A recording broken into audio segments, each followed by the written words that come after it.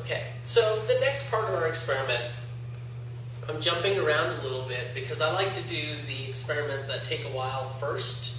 And while they're running, I like to do all the little experiments. The first experiment, the one that's going to be looking at photosynthesis versus respiration, which is the light reaction versus the dark reaction, that's going to fill up an hour and a half.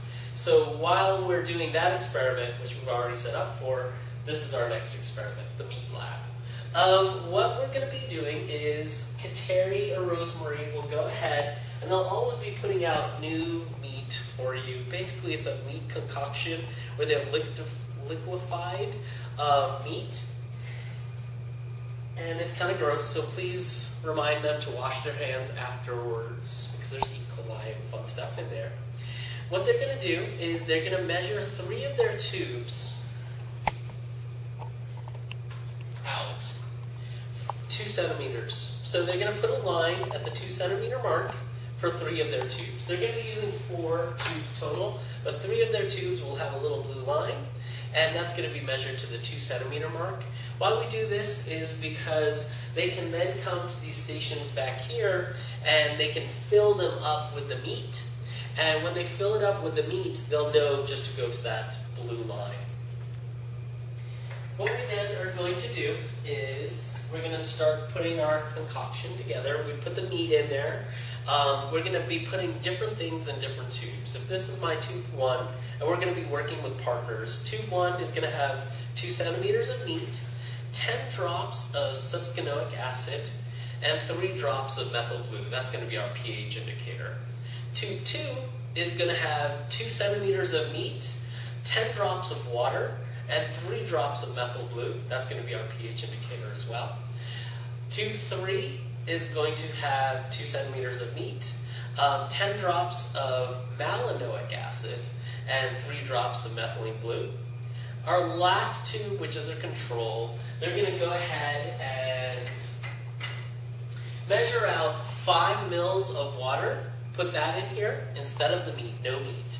They're going to add 10 drops of succinonic acid and 3 drops of methylene blue. Once they've set up all of these tubes, they're going to go ahead and get straws and mix everything up. So everything has the blue color. Once everything is blue, this tube's been used, so it'll be a little bluer than this. They're going to go ahead, take the straws out, throw it in the garbage can. Tell them to pull it out in front of the garbage can and throw it in. If not, then you end up with these meat trails throughout the lab, and that's kind of gross. So right over the garbage can, just throw the straws in. Then what they're going to do is they're going to put it in a 37-degree water bath, and that's usually set up in the back as well. All 4 tubes have to go in at the same exact time. And what they're going to do is every 4 to 5 minutes, they're going to come back and look at these tubes. And the tubes will go from a blue color to pink. And the pink is really what's happening is as the tubes are starting to change, the pink is the meat. You're actually seeing the meat. So it actually goes from blue to clear, but they're going to see pink, so we just say pink. What happens is, in the first tube, we have our meat. We have a succinonic acid, which is our substrate. And what happens is, as the substrate is being produced in the meat, we're seeing that the blue color will get oxidized to become clear. In tube number 2, we use just water, so this will take a little longer. Tube number 3, we've gone ahead and used malanoic acid. Malanoic acid is our inhibitor, so this will take the longest time.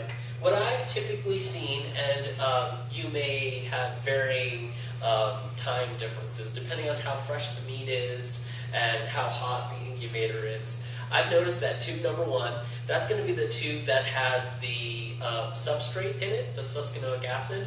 That one's going to take somewhere between 4 and 5 minutes to go from blue to pink. Tube number 2, that's just going to have water in it with the meat. That's going to take about 10 minutes. Tube number 3, that's the one that has the inhibitor in it. That'll take somewhere between 13 to 15 minutes to turn clear, or to turn to the normal color. And obviously the control, that's going to take the longest. That's never going to change. That's just in there just to show them that how to set up the experiment. So just remember that the enzymes are inside the meat, and it's in the mitochondria. We're actually looking at the mitochondria. We're looking at the succinonic acid dehydrogenase system, and we're adding the substrate or the inhibitor to act on the system or block it. The substrate is going to be the succinonic acid.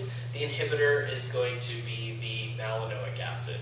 And they're going to basically use the times to figure out how long these different activities took, and we're going to assess it back to the inhibitor. The one question that typically pops up when we do this one is, why did the one with the inhibitor change? They assume that once you put the inhibitor in, there should be zero product, but in fact you have to mention that with the enzyme, because the enzyme has been taken out of the system, we're still going to have a product made. It's just going to take a lot more energy, and it's going to take a lot more time. Whereas if we have the enzyme and the substrate present, it's going to happen with less energy and less time. And they're starting to learn that in lecture, so you're just reinforcing that one information. We have one more task for you to do, and then we'll bring it back.